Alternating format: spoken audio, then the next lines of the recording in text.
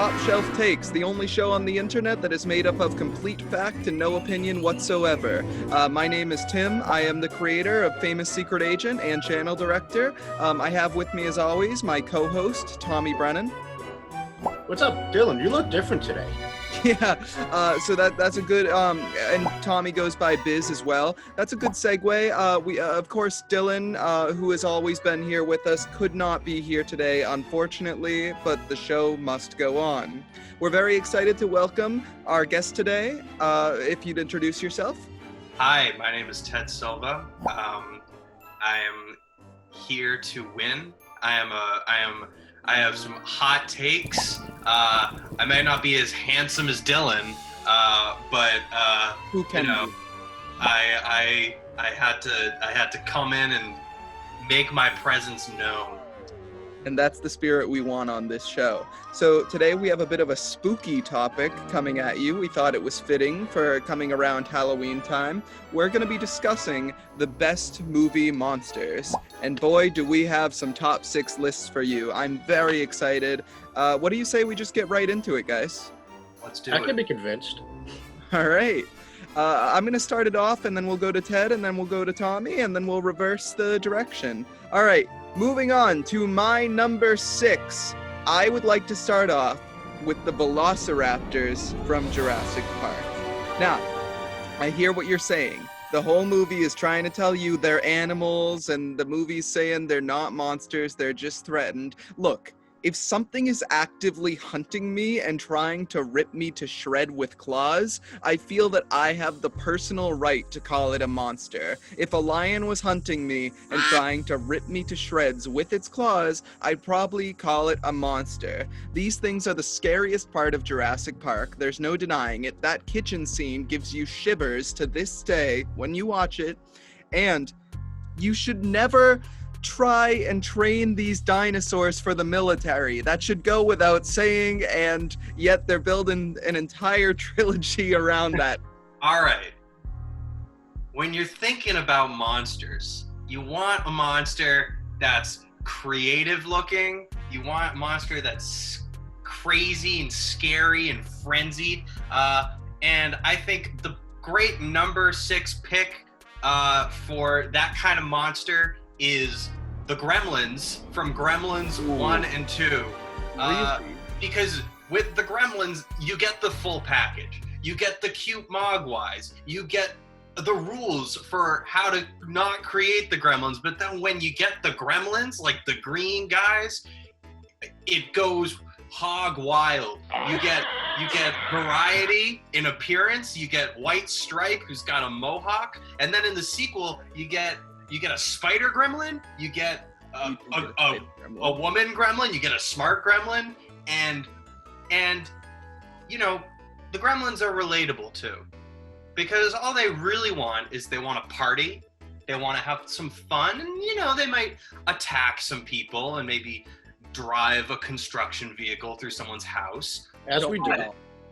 But at the end of the day, what they really want to do is they want to pack up in a big movie theater or a bar. They want to smoke 3 cigarettes at a time, as one of them does, and they just want to have fun with the boys. And I think what makes a great monster, beyond the facts of what makes them scary and what makes them exciting, is how relatable they are. And don't we all just want to hang with the boys? You heard it here first, folks. Gremlins just want to have fun. Now, let's move on. This is the undisputed one. The number 6, which could easily been number 1. Every Hollywood parent, you are a monster. You ruined your kid's life. Macaulay Culkin was not supposed to look like that as an adult. That's on you. The kid who played Anakin, it's not his fault. It's the parents' fault. You suck. You should feel bad and go f*** yourself. Wow. This is episode 3. We've done a very good job of keeping swearing off this show, and I felt I just blew the SGC license. So I guess my question is, to rebut that point, I feel as though the fault with Jake Lloyd in The Phantom Menace is less than his parents and more just Star Wars fandoms as a whole. They let him do it. Mercilessly bullying. They could have protected him. child. So it's Hollywood Like, number I feel 6. I feel like the real monster here is the fandoms and also the commodification of childhood that Hollywood does to child stars, and then that's how you see them All right. go a little crazy. Who are you guys thinking for this spot? I'm going Gremlins because I forgot about them. I'm thinking parents from Hollywood. Ooh, so I have to split the difference. I'm gonna vote for myself, Gremlins, because the Hollywood parents are innocent. No, they're not. Wow, Ted, don't say that. All right, so our number 6 spot looks like it's going to Gremlins. Going on to number 5. Tommy, take it away. Number 5, the only monster that freaked me out as a kid to the point where I had to leave the room. All the zombies from the Thriller video. As a child, that terrified me. And not just because as a kid you hear what Michael Jackson did.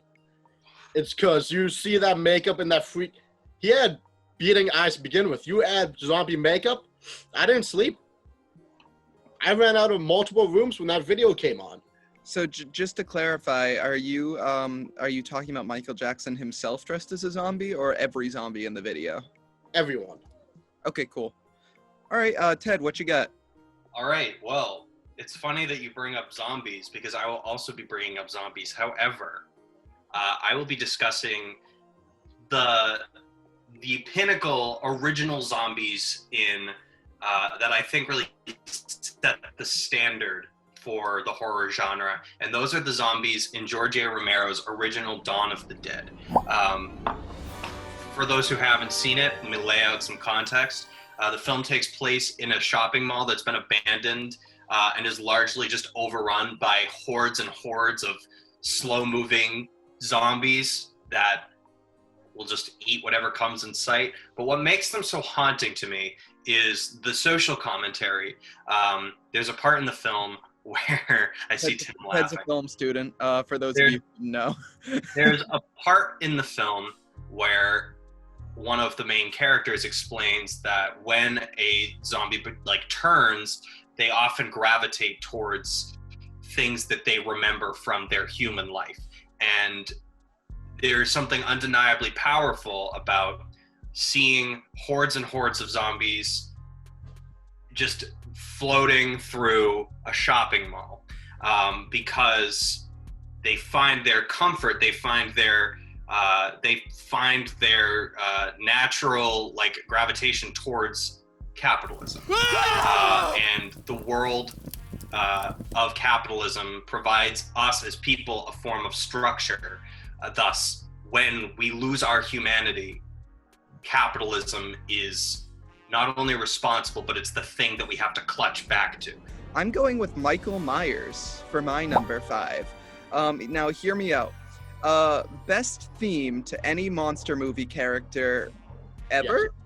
Yeah, I mean, it's so simple, and you can either be frozen in terror or groove to it. What other monster song has either of those? It can be the scariest thing in the world, or you can be like, ooh, I kind of just want to snap my finger to that. That's a little fun. He also started the whole slasher film renaissance there with Freddy, Jason, Chucky, Ghostface. That is all because of Halloween. And Halloween is it's the perfect Halloween movie. It really is. And Michael Myers is terrifying. And yes, in the first film, there's the argument that he's just an escaped murderer, but he refuses to die, and so that gives way to there might be something extra going on. And in the many sequels that he has, with or without Jamie Lee Curtis, he is shown to be just unkillable, arguing that there might be some zombie presence to it. So my secure spot for number 5 goes to Michael Myers. I open it up to discussion. My only thing against Michael Myers is the sequels. Because that first movie, I would agree. He is so terrifying. But once you go supernatural, you're like, what is he? I would argue that the sequels kind of ruin Michael Myers because they give us a little too much insight into who he is, and part of what makes him frightening is the mystery. I would hesitate to use sequels as an argument because it can be thrown back at many of our faces as this list goes on. So I would say... Okay, sure. I would also say that though, yes, the score is good, I don't necessarily attribute that just to Michael Myers as a character. I just attribute that to the atmosphere of the film. Yeah. I also think that danceability... No one's ever danced to it. No one's ever danced to that score. Also, I disagree. I could hear a remix of that and just... Uh-oh. Well, that's a remix, not the original score. Oh, no. I would also argue that... Stop it. Stop it now. Stop it right now. Then I have to stay in. All right, well, can I get into Dawn of the Dead? Ted, all of your arguments apply to the movie, not the character themselves. If I want zombies like that, I can pretty much watch any other zombie movie. You're arguing for the movie, and I know what you're saying. The haunting part of these zombies is that they gravitate towards their past lives. But I just saw that in the Adam Driver movie and the Bill Murray movie, which is, what's that? What am I thinking? Dead Don't Die, which came out 30 years after. It did. So, and sure, maybe it was inspired by it. It's taking the elements of what George A. Romero did with the zombies. Fine, yes, it is. But it is. Their arguments are for the movie, from the not the monster. They're for the movie, not the monster. What a good zombie movie is, and part of that is how the zombies are handled. I would. Your zombie's blood looks like tomato juice. That has to be a GIF. I would argue that the surrounding elements of the movie that I talked about enrich the zombies as monsters. I'll give you an A on the paper, but I'm voting for Michael Myers. I'm gonna stay Michael Myers. I think he needs to be on the list. I think I will vote for Michael Myers. All right, so Michael Myers takes our number 5 spot. Welcome, Michael. And moving on to our number 4 spot, please excuse the drastic location change I've had to have. My internet was kicking me off. So moving on to my number 4, I'm going to come with one that might seem a little strange after coming from Michael Myers, but I'm going to go for Freddy Krueger. The reasons for, I think Freddy, first of all, he has his own theme song. Like, people just play it while doing jump rope. 1, 2, Freddy's coming for you. He is arguably the most inescapable on this list. He's just too overpowered. You can't run away from him when the rules are that set against you. Also, it's like you can't just not sleep. He's also always has a funny quip to go with when he's killing you. Like even if I'm dying, at least I'm chuckling on my way out because he has a one-liner when he's doing it. He's just having a great time. And I'm tired of the straight-faced DC egos of most of these villains where they have to be edgy all the time. Freddy Krueger's always just he's laughing at his own puns and he's having a great time, and I think we need more positivity on this list. So my vote goes for Freddy Krueger. All right, fam. We saw them earlier on the list, but I'm here to make an argument for why the Velociraptors are the 4th best movie monster. In his argument for number 6, Tim said that the Velociraptors are often seen as just animals. Well, I think that's what makes them so effective and so frightening, because they're going on pure instinct, and their instinct is to hunt, and their instinct is to attack. Their intelligence is not based off of evil. It's based on their instinct, their animal instinct. So they are not bad. They are not villains. They are just frightening animals that we have crossed paths with, that are doing what they're supposed to do, and that's hunt. Clever girl. Good argument. Clever girl. Clever girl. All right, Tommy, why don't you bring it in for your number 4? My number 4, I think it's going to be the cuddliest monster on our list. Oh, I think I know where you're going. Maybe the best smelling. I think maybe the best colors of any of them. It was James P. Sullivan. Nice. I'm going to say one thing for sure. It's definitely going to be the best smelling John Goodman character. Going through my Rolodex of I am as well. Am I wrong? I feel like when John Goodman appears in Community, and I feel like he's just dosing himself in cologne for that role, so he might be decent. Okay, but it's not good smelling. He could buy dollar store cologne. I think best scare, which as a child you see that in your closet, you're freaked out, especially before 2004. I have huge design compared to everyone else walking around. Imagine he got mad. He would probably bite your head off. All right, look, I don't like arguing against Sully because I love Sully, but I do just want to say, I think he's not even the scariest monster in Monsters, Inc. I always find Randall the scariest monster in Monsters. Oh, we're going scariest monster. But like the movies... I also think the point of Monsters, Inc. is that he unlearns scariness and is not... Like, he kind of rejects the idea that he has to be the scariest. Mm-hmm.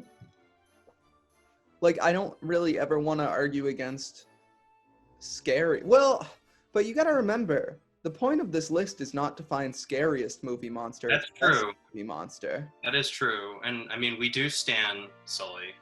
We do. I really But I think based on the argument, I think Tommy spent most of his time talking about how he smells versus how effective he is as a monster. That's a good way to tackle it. And I think that, you know, if maybe we got a little bit more discussion about how effective he is as a monster outside of what makes him scary, but also what makes him nuanced, then I might be more convinced. But as it stands, based on the argument, I'm not convinced. I'm also not convinced. I mean, what do you guys have to say against Freddy, though? You should be below Michael. I think, yeah, on a semantics level, I don't think Freddy is a better monster than Michael Myers. On another level, this is personal preference. I have always found myself kind of annoyed by his quips. I've never really found them funny. However, I do appreciate sort of the creativity of how he appears, such as like the tongue in the phone or like appearing in the bathtub. I've never found him as unnerving and scary or as interesting as other killers, monsters in sort of the arena of slasher films. I'm always more fascinated by Michael Myers or by Leatherface. Cool. All right, I'm gonna end this argument for me real quick. I'm gonna throw my vote to the Velociraptors. I love I'm gonna throw mine to Freddy. My vote against the Velociraptor. Velociraptors should do. The monsters are the people who are thrown in a cage and asking it not to do what it's naturally going to do. And to those people, you're morons. But that's the argument of Jurassic Park. Like, yes, it's hypothetically moronic to bring these things back to life, but they still do it in the name of science. And then they keep making the movies in the name of capital. All right, I think it's been voted, Tommy. I apologize. Our number 4 spot goes to the Velociraptors. Tommy, why don't you give us your number 3? My number 3, it is King Kong. Oh. Just, first of all, you see that thing walking around, you're booking it. I don't know if I'm booking it from anything else. It's a 90-foot gorilla.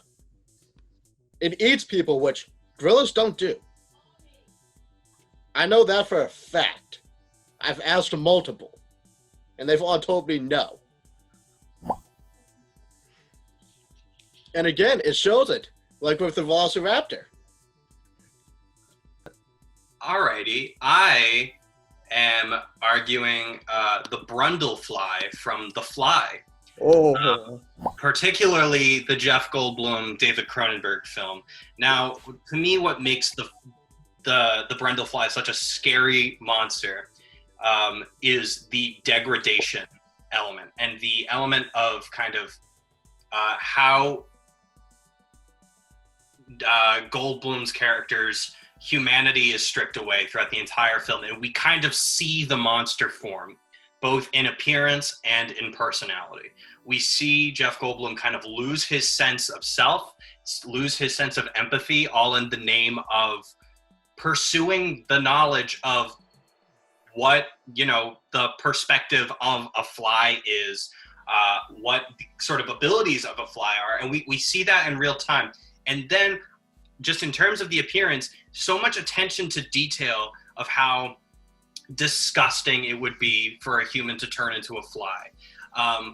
The acid vomit, the scaly skin that like losing all your like human features is so just gross. And like when you see Jeff Goldblum become unattractive, it's disconcerting. That is what is the true horror of The Fly.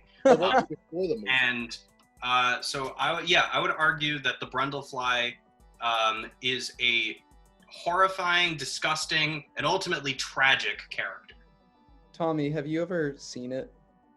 No, but you lost me at Jeff Goldblum. I can send a picture. Yeah, Tommy, it's pretty gross. Like, it's pretty messed up.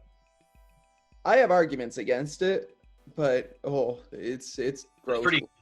So I'll just send you Jeff Goldblum. Like, look at that. Are we looking at Jeff Goldblum right now or The Fly? We're looking at Jeff Goldblum. What a man. Yeah. Pretty cute. He has to do it for me. But on an objective level, he's a good-looking man.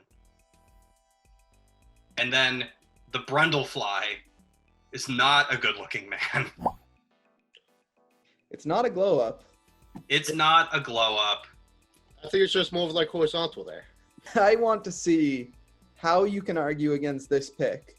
I'm going with the king of the monsters himself, the anti-hero, Godzilla. First of all, Godzilla versus King Kong. Why has this ever been a discussion? It's Godzilla. Duh. Like, that's not something... I mean, sure, I want to see it, but only to see Godzilla rip King Kong's stupid arms off. Like, I want Godzilla to win everything. He toes the line between good and evil. He can one day just decide to destroy a bus full of people, and the next day, just save the world. And you know why he saves the world? It's not out of love for us. It's because some other numbskull is stepping on his turf. It's a pride thing. He has an insane amount of movies that dance the scale of quality, and everyone knows exactly who Godzilla is. I think Godzilla should be on this list. He needs to be on this list, and it's without a doubt Godzilla for me. Number 3. Yeah, I can't argue. I have to agree. Yeah, I mean... Well, yeah, that was easy. Okay. Well done, sir. All right. So our number 3 spot is Godzilla. Great. Awesome. Cool. Let's go on to number 2. I'm capping this one off. Okay, everyone. This is where I get unnerved. So this is... I think I'm starting a trend here where I'm trying to pick my unbiased spot for what I feel is right for number 1, but my biased spot for number 2, because I think it factors in. And I think my pure fear of something like has to be on this list. So my personal most frightening thing on my list, and I think it is just so scary, Bruce the Shark from Jaws.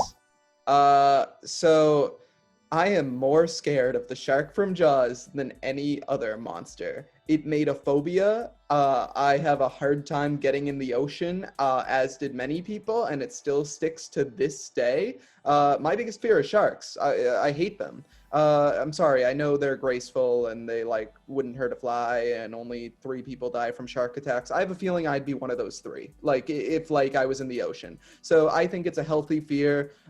No one ever knows when Bruce the shark is coming. His domain is the sea, 70% of the planet. If you fall off the boat, that's it, you're done. And don't say, oh, just stay on the boat, because if you don't fall off the boat, that's fine. He'll just sink it.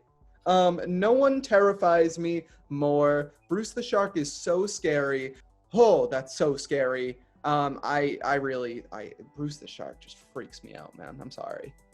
Go on, Ted. My number 2 is The Thing from John Carpenter's The Thing. Gotcha.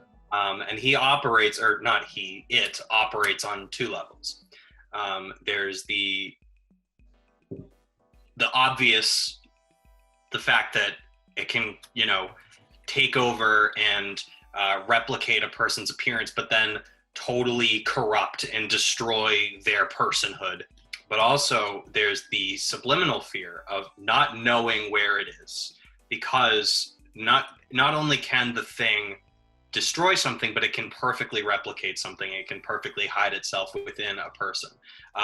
So in The Thing, when they're all stuck in this research center in Antarctica, and they know that there's this alien presence, but they have no idea where, it sows such discontent and distrust between every person there.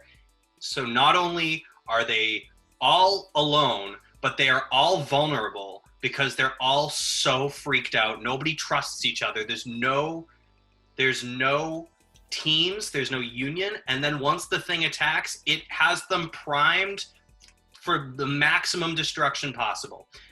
And I just think that The Thing is the second scariest, most creative, most effective movie monster. My number 2, I don't know if it's much the creature itself, or just how historic this scene has become, but it's the chest burster from Alien. Okay. The reactions were so raw, and now it's a little cheesy, but it's a young kid. No, it's a horrifying thought. And back when it first released, that was groundbreaking to have a jump scare like that. And I think it's led to so many of the alien tropes we see in movies now, where they want, as soon as you see something come out of a human, you're unnerved. And it was the first to do it, but it's also the lamest name out of all of them. So look, I can't deny it's terrifying. Like the idea, I'm just gonna offer that you might see something along those lines further up the list if you. I would agree, and I would also say that, again, you're talking about the scene, and yes, it's horrifying, but it's I think that it's all encompassed by the creature itself, that and what it evolves into, which I'm thinking we'll probably see further down. All right, I'm gonna stand my ground with Jaws the Shark. I think this thing's terrifying. I like The Thing. Really? Ugh. Yeah. I like The Thing. All right. Are we just giving? And here's what I think: Jaws is an amazing monster. I think he's very frightening. I just think The Thing is, there's more to him, and there's more going on there in terms of, and I think like in terms of how it affects the people around it, and also just in terms of like the visual aspect of its design. I feel a little bit bad that I feel like I should have offered Jaws at a different point on this list, because I think it's a monster that deserves to be on this list, and it's one of those that just got beat by the system. But I can't deny how things unfolded. So our number 2 spot, are we ready to announce it? Yes. All right, our number 2 spot goes to The Thing. Also, when you said Bruce, I immediately thought Finding Nemo. No, so that's a play on, fun fact for the viewers. Is it a shared universe? Okay. I love the Jaws cinematic universe. Are we ready to move on to our number 1 spot? Heck yeah. My number one monster, I guarantee, is not your number one monster. All right. My number one monster is a hero. And it is the Hulk. Dr. Bruce Edward Banner himself. Think about it. If you could, at the slightest inconvenience, grow 3 times your size and start flipping cars, we all would. Well, I mean, it's I don't know if I would. Yeah, Yeah, so that's what me think. if you don't keep it, if you're not arguing Professor Hulk, then it just seems like a major inconvenience for him. I mean, and also like Every his whole monster thing is that he like hates being the Hulk. It's like sad and terrible. Are we getting the Hulk Noir now? Because I think I want that. So did Edward Norton, and that's why he's not the Hulk anymore. Ugh, rest in peace. I like Mark Ruffalo. I love Mark Ruffalo. I think he's great. All right. So okay, Tommy. I think the Hulk speaks for himself. You're either pro Hulk or you're anti Hulk. My number one pick is a monster whose entire being I can describe as being violating. Through its conception, to its birth, to the way that it kills, it is something that invades and violates the body in such an intimate and scary way. And I'm talking about the xenomorph from the Alien franchise.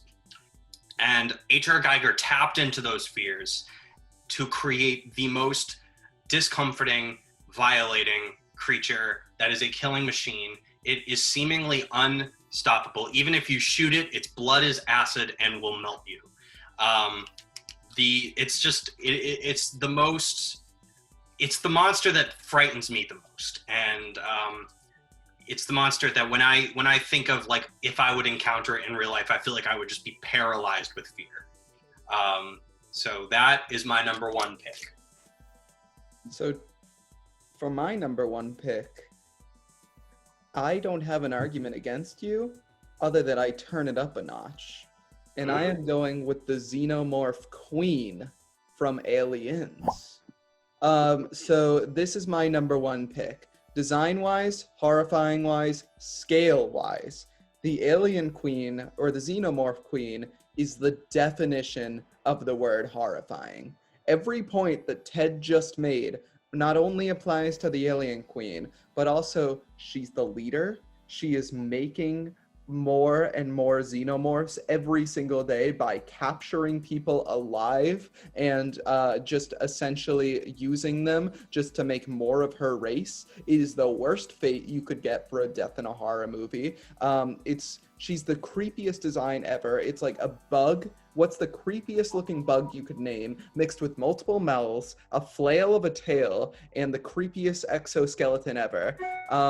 She has unlimited minions that serve her, so all she needs to do is point, and you have like a million xenomorphs after you. And it doesn't matter how many Marines you have on your side, but like, it's a fight, but you don't win. It's terrifying, and Ripley barely survives the day. I think the Xenomorph Queen from Aliens is without a doubt the scariest monster ever created.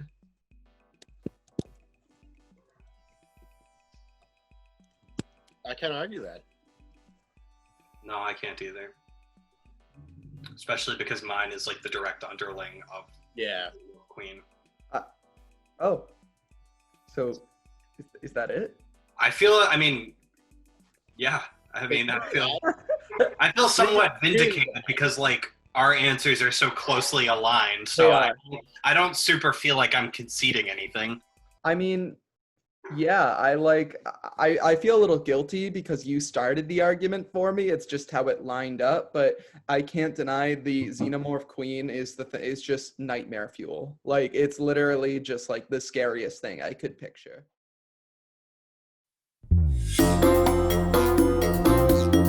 Number 6, Gremlins. Number 5, Michael Myers. Number 4, Velociraptors. Number 3, Godzilla. Number 2, The Thing. And number 1, The Xenomorph Queen.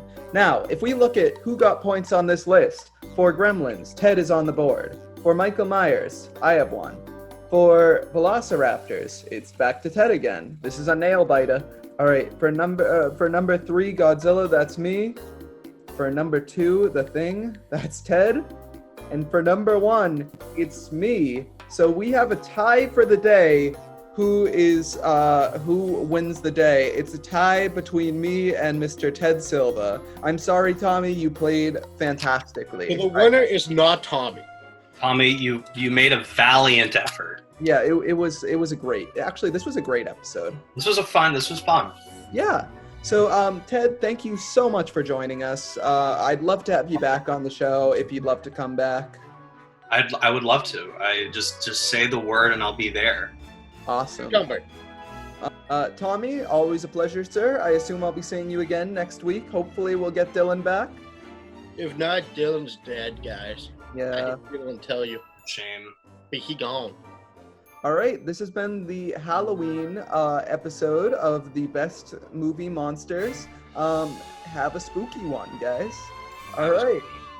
Tommy's judging me for ending on have a spooky one, guys. I'm keeping it. All right, we'll see you guys later. Tell us who your best movie monsters are down in the comments. I do have to warn you, they're not going to be fact because that's this list, unfortunately. But we'll still hear what you got to say. Don't forget to subscribe and send in if you have any other top 6 lists that you'd like us to rank for Top Shelf Takes.